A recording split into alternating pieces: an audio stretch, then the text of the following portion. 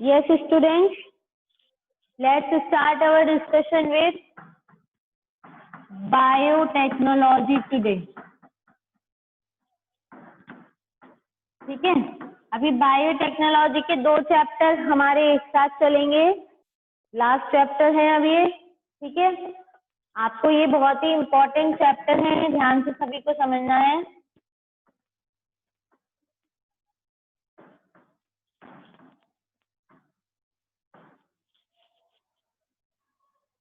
बहुत ही important concept और बहुत ही इंटरेस्टिंग चैप्टर है बायोटेक्नोलॉजी, जो आप देखेंगे। जितनी भी इसके नाम से हमें क्या समझ में आया, बायोटेक्नोलॉजी यानी जितनी भी टेक्नोलॉजी बायोलॉजी में अप्लाई होती है वो सारा हम कॉन्सेप्ट इन चैप्टर्स में पढ़ेंगे। ठीक, तो हमने यहाँ देखा कि जितनी हमारी मशीनरीज हैं आजकल, आज के टाइम में जितना बायोटेक्नोलॉजी में स्कोप है वो कहीं नहीं है। बहुत ज्यादा स्कोप है, हर लेवल पे बायोटेक्नोलॉजी में बहुत ज्यादा स्कोप है। जितनी भी हमारी, जैसे हम करते हैं ना बीटेक करते हैं, तो बीटेक में हमारी क्या होती है, टेक्नोलॉजी पढ़ते हैं, इंजीनियर्स बनते हैं। इसी तरीके से बायोटेक होता है।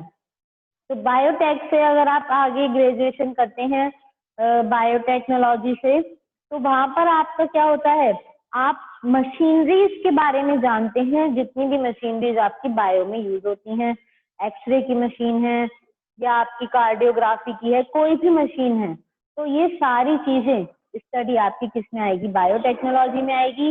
और हम बायोटेक्नोलॉजी में क्या पढ़ते हैं, एडवांसमेंट पढ़ते हैं हमारी जेनेटिक इंजीनियरिंग का।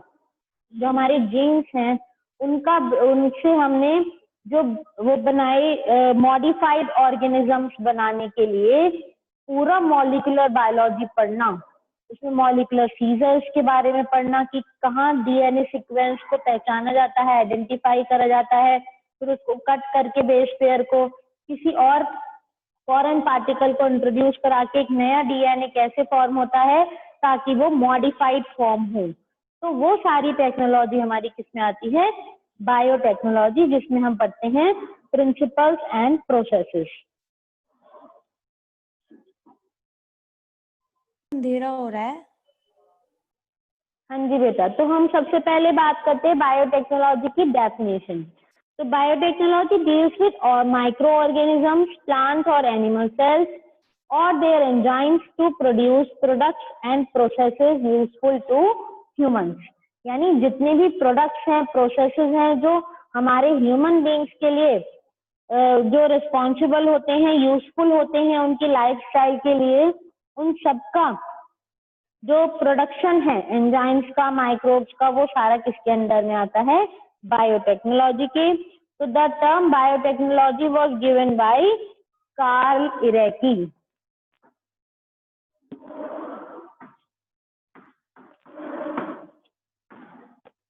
ठीक है, कार्ल इरेकी ने सबसे पहले ये टर्म दी थी 1919 में। तो according to European Federation of Biotechnology, तो बायोटेक्नोलॉजी इज द, ये बहुत ही इंपॉर्टेंट डेफिनेशन है, biotechnology is the integration of natural science and organisms, cells, parts thereof and molecular analogies for products and services. ये बहुत ही important definition आपके NCERT में भी गिवन है। तो इसमें क्या है, इंटीग्रेशन यानी मिक्स करना सारे नेचुरल साइंसेस को, ऑर्गेनिजम्स को, सेल्स को, उनके पार्ट्स को, इन सभी का जो इंटीग्रेशन है, ठीक है। और मॉलिक्यूलर एनालॉजीज यानी अलग से नए प्रोडक्ट्स का बनना, नई सर्विसेज का अप्लाई होना, ये सब कुछ हमारा किसके अंडर में आता है, biotechnology. European Federation of biotechnology ने ये डेफिनेशन दी थी और ये बहुत ही इंपॉर्टेंट डेफिनेशन है। ठीक है, तो इसी में हम पढ़ते हैं आगे प्रिंसिपल्स ऑफ बायोटेक्नोलॉजी, यानी जब हम बायोटेक्नोलॉजी पढ़ते हैं तो उनके क्या प्रिंसिपल्स हैं, किन प्रिंसिपल्स के ऊपर ये बेस्ड होती है। ठीक, जिसमें हमारा सबसे पहले है जेनेटिक इंजीनियरिंग, यानी जीन्स की स्टडी ऑफ जीन्स को हम क्या बोलेंगे, जेनेटिक इंजीनियरिंग। तो genetic engineering is modification of chemical nature of DNA and RNA. मैंने अभी बताया आपको कि जो डीएनए के स्ट्रैंड्स हैं या आरएनए के स्ट्रैंड्स हैं, इनका इनके स्ट्रैंड्स में, इनके बेस पेयर्स में ब्रेक होकर पैलिंड्रोमिक यानी सीक्वेंसेस पहचान का और यहाँ पे कोई और पार्ट इंट्रोड्यूस करके इनके अंदर मॉडिफाई कराना, इनको मॉडिफिकेशन कराना, इसी को आप क्या कहते हैं, जेनेटिक इंजीनियरिंग। ठीक है, तो इससे जो होस्ट होता है इसका फिनोटाइप चेंज हो जाता है जैसे ही हम उसकी जीन्स की कॉन्स्टिट्यूशन को चेंज करते हैं। फिर है हमारा दूसरा मेथड है स्टेरलाइजेशन मेथड। तो स्टेरलाइजेशन हम जानते हैं, कोई भी चीज स्टेरलाइज मतलब टू मेक इट डिसइंफेक्टेंट, ठीक है, यानी उस इन्फेक्शियस फ्री बनाना, तो उसको स्टेरलाइजेशन कहते हैं। तो sterilisation methods to maintain growth and manipulation of only the desired microbe, यानी जो माइक्रोब डिजायर्ड हैं, जिनकी जरूरत है, उनकी में ग्रोथ मेंटेन करना, उन्हें मैनिपुलेट करना, सेल्स को मैनिपुलेट करना लार्ज क्वांटिटीज में for the manufacture of bio technological products, ताकि बायोटेक्नोलॉजिकल प्रोडक्ट्स को मैन्युफैक्चर किया जा सके, बनाया जा सके, जो हेल्पफुल हो, जैसे एंटीबायोटिक्स बनाना, वैक्सीन बनाना या एंजाइम्स का क्रिएट करना, जो हमारी ह्यूमन बींग्स की लाइफ के ऊपर बहुत ही डायरेक्टली और इनडायरेक्टली इफेक्ट डालते हैं, तो उसको आप स्टेरलाइजेशन टेक्निक कहते हैं। ये दोनों ही टेक्निक जो है मॉडर्न बायोटेक्नोलॉजी की दो मेन टेक्निक है, जेनेटिक इंजीनियरिंग और स्टेरलाइजेशन टेक्निक। ठीक, फिर है हमारा the basic step in genetic engineering includes, जो बेसिक स्टेप है उसमें क्या आता है, identification of DNA with desirable gene, यानी जो डिजायरेबल जीन है उसको उसका डीएनए के थ्रू डीएनए आइडेंटिफाई करना, फिर इंट्रोडक्शन करना होस्ट में ताकि रिकॉम्बिनेंट डीएनए बन सके, और फिर मेंटेनेंस करना होस्ट के अंदर, और फिर उसका जीन ट्रांसफर। तो ये चार बेसिक स्टेप्स हैं जेनेटिक इंजीनियरिंग में। पहले उसको आइडेंटिफाई करना, फिर उसको इंट्रोड्यूस करना, ठीक है, फिर उसकी मेंटेनेंस, और फिर उसका जीन ट्रांसफर, यानी उसको क्रिएट होने के बाद होस्ट ऑर्गेनिज्म में इंट्रोड्यूस कर देना। तो ये पूरा हमारा क्या होता है, genetic engineering. In 1972 Stanley Cohen and Herbert Boyer constructed the first recombinant DNA technology. ठीक है, तो हम देखेंगे कि 1972 में कोहेन और बॉयर ने सबसे पहला आपका रिकॉम्बिनेंट डीएनए बनाया था। मैं पहले आपको यहाँ रिकॉम्बिनेंट डीएनए यानी आरडीएनए एक्सप्लेन कर देती हूँ। आरडीएनए क्या होता है, रिकॉम्बिनेंट डीएनए क्या होता है, यानी जो मॉडिफाइड डीएनए है, हमने डीएनए का एक पर्टिकुलर बेस सीक्वेंस पहचाना। ठीक है, हम जानते हैं कि DNA is composed of base pairs, तो उसमें हमारे पास कुछ मेथड्स होते हैं जिनके थ्रू हम डीएनए के बेस सीक्वेंस को पहचानते हैं। या तो डीएनए के स्ट्रैंड्स जहाँ से स्टार्ट होते हैं वहां से सीक्वेंस पहचानना। ठीक है, तो जैसे हमारे 5' to 3' और 3' to 5' एंड होते हैं एंटी पैरेलल पोलैरिटी के,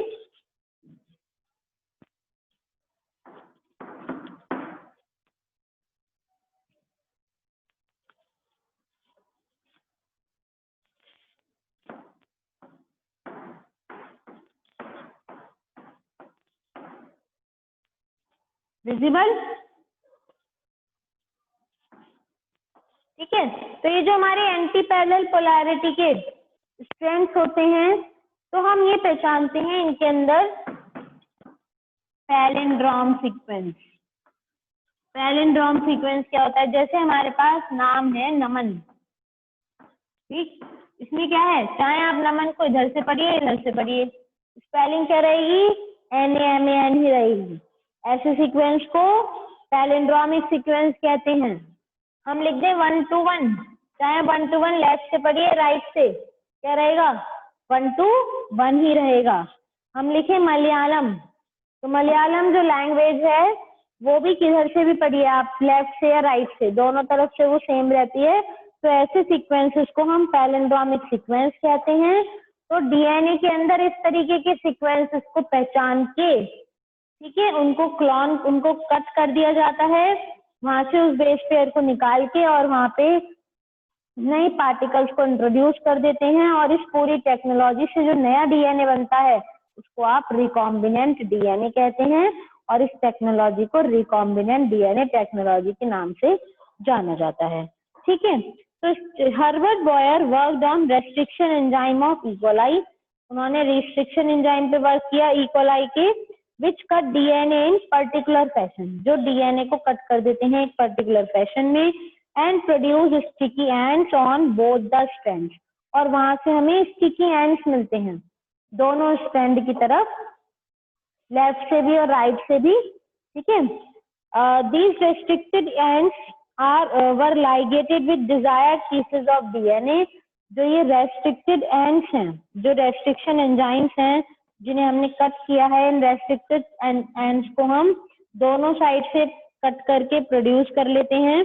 फिर Stanley Cohen studied plasmid DNA floating freely in cytoplasm, Stanley Cohen ने किसकी स्टडी की थी?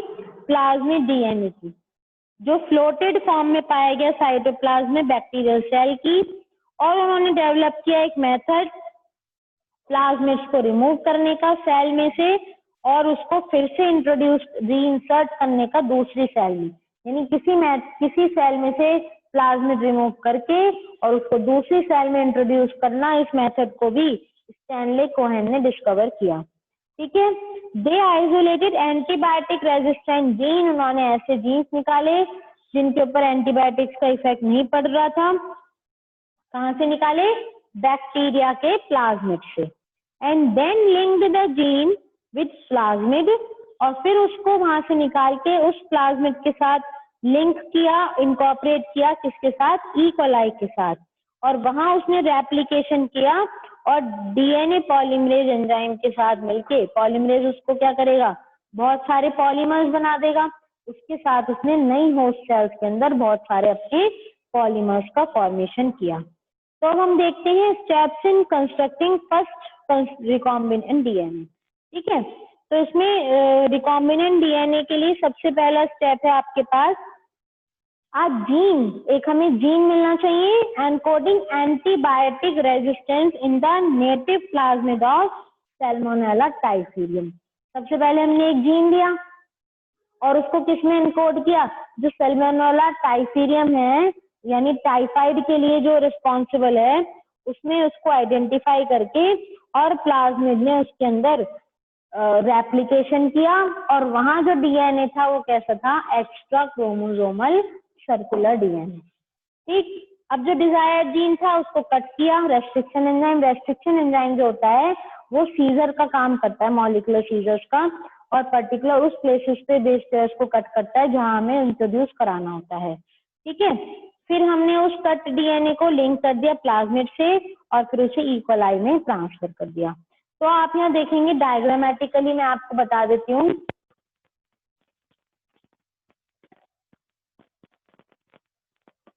देखिए, मान लीजिए हमने ये सर्कुलर डीएनए ले लिया और इसमें से हमने इस पोर्शन पे से इतना इसका डीएनए कट किया, और ये हमारा कोई फॉरेन डीएनए था जिसमें हमारे डिजायरेबल कैरेक्टर्स हैं जो हम चाहते हैं इसमें इंट्रोड्यूस कराना।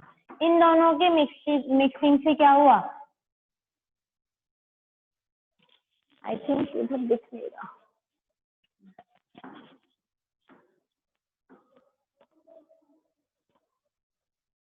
ठीक है, इतने पोर्शन को कट करके और इसमें एक हमने डिजायर्ड कैरेक्टर का जो था वो पीस इंट्रोड्यूस कर दिया, और हमने एक नया रिकॉम्बिनेंट डीएनए फॉर्म कर लिया जिसके अंदर जो डीएनए है वो कैसा है? मॉडिफाइड फॉर्म है, पेरेंटल की मॉडिफाइड फॉर्म, क्योंकि इसमें हमने डिजायर्ड कैरेक्टर को इंट्रोड्यूस किया था। ठीक है, तो हमारे पास अब आता है tools of recombinant DNA technology. देखिए बेटा, यहाँ हम देख सकते हैं हमने बायोटेक्नोलॉजी पढ़ा, यूरोपियन फेडरेशन ऑफ बायोटेक्नोलॉजी के अकॉर्डिंग बायोटेक्नोलॉजी की डेफिनेशन देखी, फिर हमने प्रिंसिपल्स देखे बायोटेक्नोलॉजी के, जिसमें हमारे पास आ गई जेनेटिक इंजीनियरिंग, बहुत ही इंपॉर्टेंट टेक्निक है जीन की, जिसमें जीन्स को ट्रांसफर कराते हैं, और हमारा स्टेरलाइजेशन मेथड ये। ठीक, ये दोनों मेथड्स पढ़े।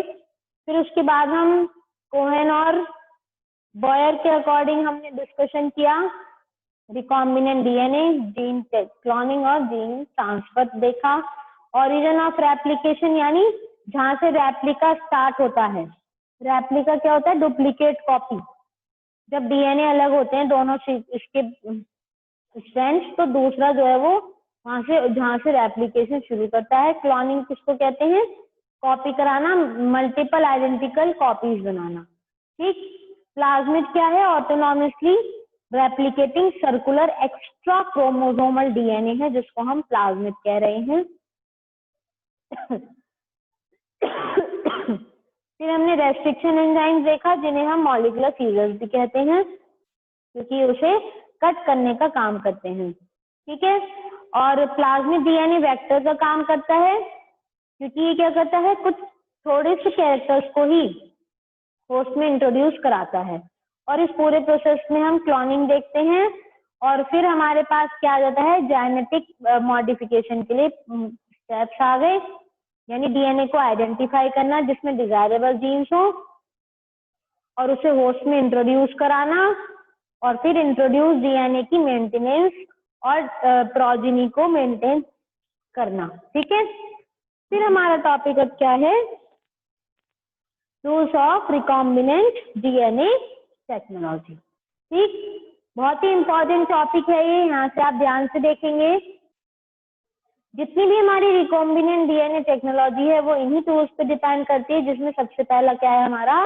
Restriction enzyme. ठीक, तो रेस्ट्रिक्शन एंजाइम में हम देखेंगे,